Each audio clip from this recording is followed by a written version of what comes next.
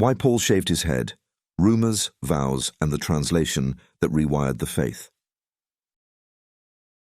There are moments in Scripture that don't ask for permission. They confront you.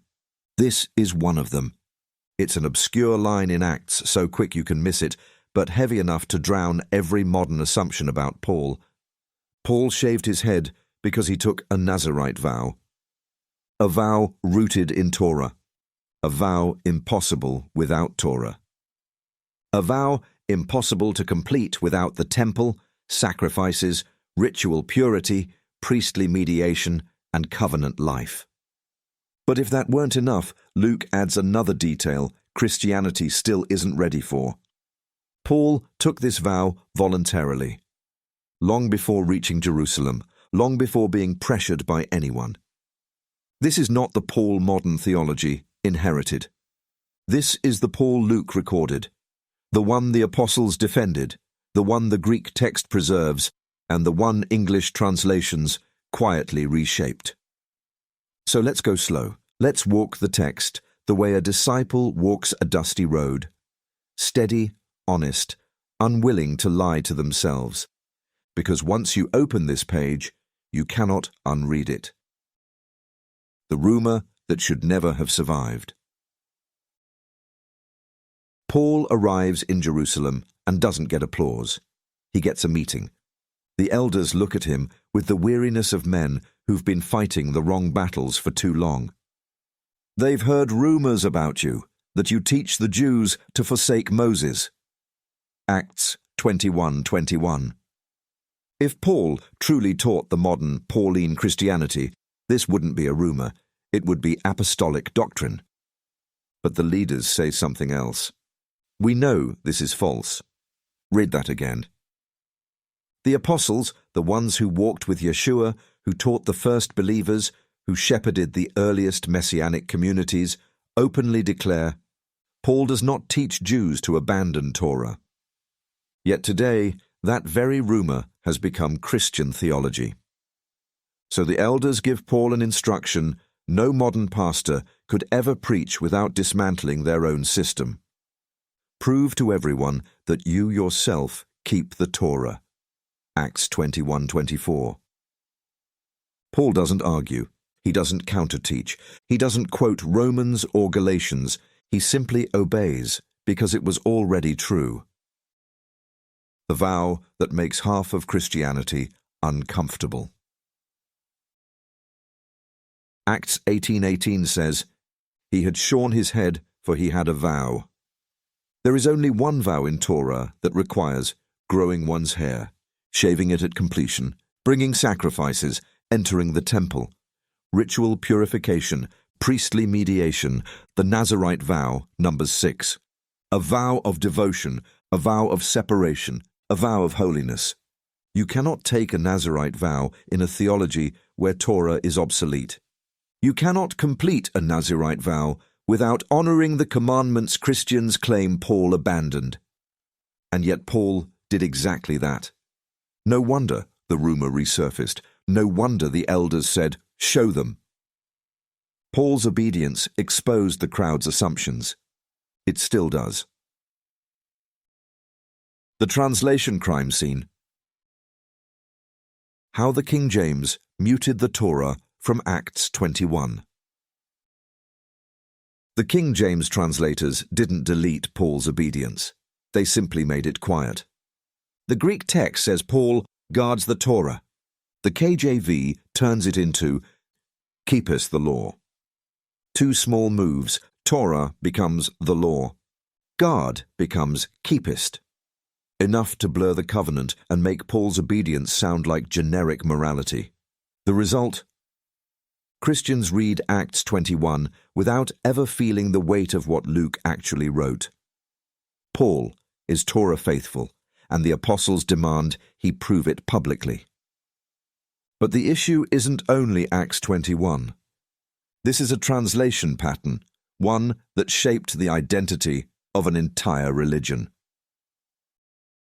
How English translations excused Gentiles from Torah. Let's be blunt. The Greek text never exempts Gentiles from Torah. That exemption was created later, not by apostles, but by translators. Here's the machinery. 1. Replace Torah with the law. Nomos law in Greek has layers: instruction, covenant identity, teaching. English translations flatten everything into the law, a cold word stripped of story and covenant. 2. Translate under the law as if it refers to obedience.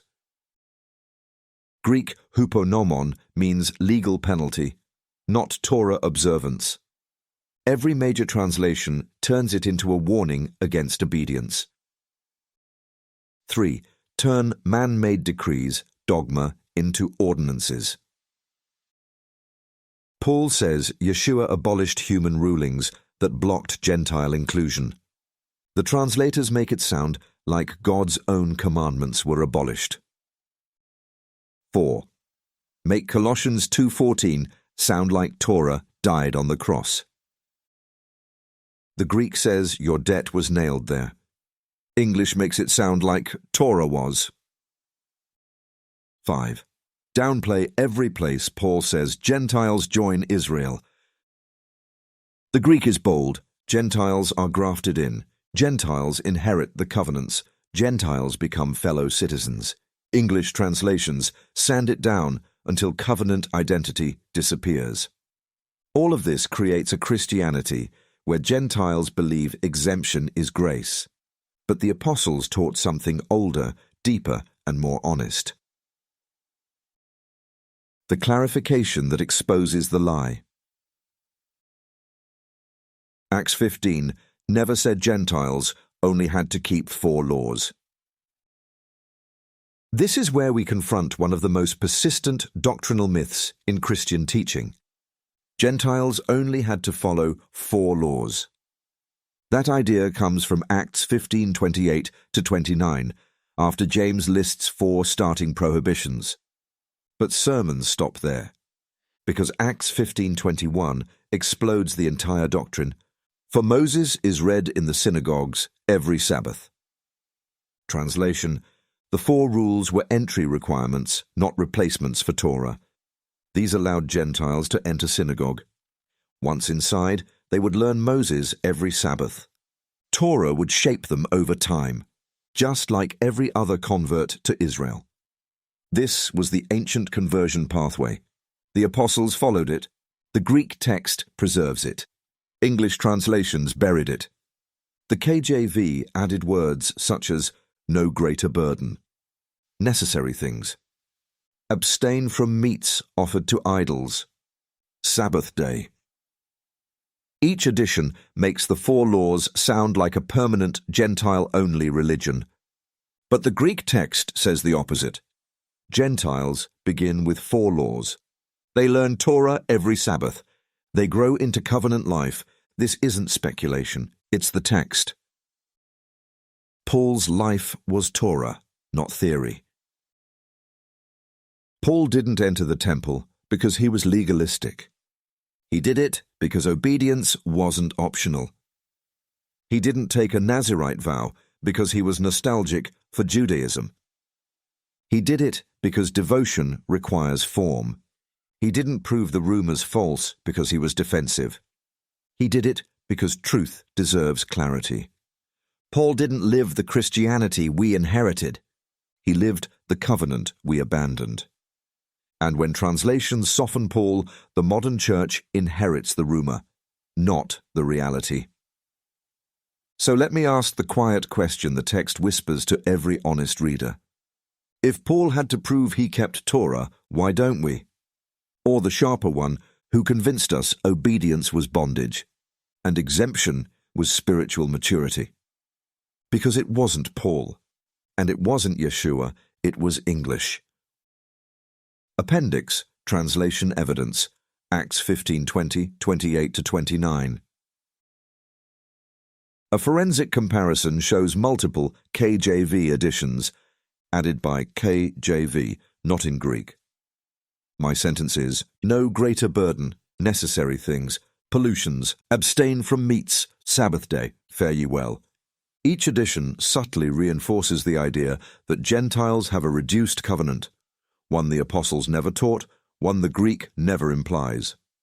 Luke's actual logic give Gentiles 4 prohibitions. Let them enter synagogue. Moses is read every Sabbath. They will learn Torah. The Greek text is clear, the translations are not.